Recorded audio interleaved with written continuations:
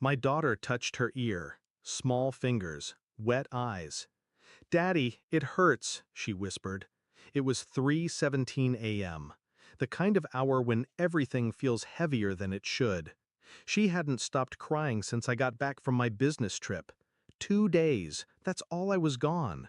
She'd been with her mother, and her grandmother, the people who were supposed to protect her. The emergency room was quiet, too quiet. A nurse took her in. The doctor followed. 10 minutes later, he came back out holding a small plastic vial. His face was wrong, too pale, too still. He didn't sit down. "This," he said, showing me something that looked like a tiny piece of metal, thin, sharp, coiled like a spring, was lodged deep inside her ear canal. I couldn't speak. "She didn't put it there," he added. Pause. Measured breath. It was deliberately placed. My skin turned to ice. He looked at me then. "Did you leave her with anyone?" I nodded. "My wife. My mother-in-law." He didn't say anything, just pressed the vial into my hand. It was still warm. On the drive home, my daughter fell asleep in the back seat. Soft breathing, tear streaks down her cheeks. I couldn't stop looking at her through the mirror.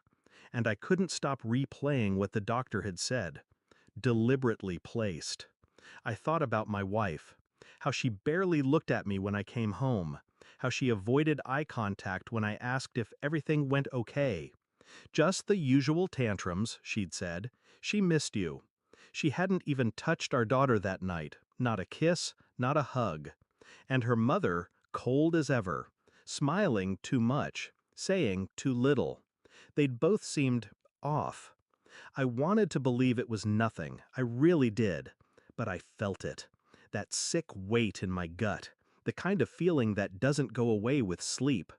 I started watching, quietly, placed cameras in the living room, the hallway, her bedroom, installed a tracking app on my wife's phone. I told myself it was just to be sure, that I was being paranoid. Then I dug deeper, searched through our daughter's pediatric records. This wasn't the first time she'd complained of ear pain, just the first time it hadn't gone ignored. 4 previous visits, all brushed off as infections, all when I'd been traveling. And then I found something else. Receipts from a pharmacy across town. Ointments, sedatives, eardrops not prescribed to our daughter, all bought under my wife's name, picked up by her mother. There was no reason for any of it, unless the reason was something far worse than illness. The footage came in slow, blurry frames. It took days to catch anything, until finally, there it was. 2:14 a.m., our daughter sleeping.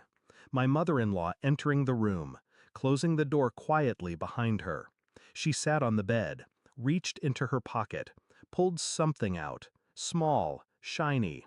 She lifted it to my daughter's ear, slow, deliberate, held it there. No hesitation, no humanity. I didn't watch the rest, didn't need to. I copied the video, sent it to my private email, backed it up in the cloud, burned it to a disk. Then I waited for my wife to come home. I didn't greet her, didn't ask about her day, just handed her the envelope. She opened it, watched, paled, didn't cry. When it ended, I asked, "How long have you known?" She whispered, "She said it was discipline. She said it was necessary." I stared at her and saw a stranger. I didn't raise my voice, didn't touch her, just walked to the kitchen, opened the drawer, pulled out the custody papers. "I filed 3 days ago," I said. Her eyes widened. "You can't." I already did. I placed the footage next to the documents, and the police will have this by morning, unless you confess first. "You'd destroy your own family?" she asked. "No," I said. "You did." She collapsed into the chair, hands shaking, mouth open, but no words came out. I walked to the door.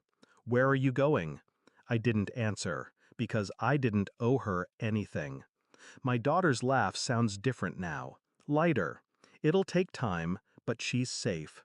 She sleeps through the night. She stopped flinching when I touched her cheek. The courts moved quickly once the evidence was submitted. Joint custody wasn't even considered. They called it abuse, neglect, conspiracy. I called it the end. Some betrayals don't scream, they whisper. They hide in bedtime stories and lullabies. But once you hear them, you never unhear. And once you see it, you never go blind again.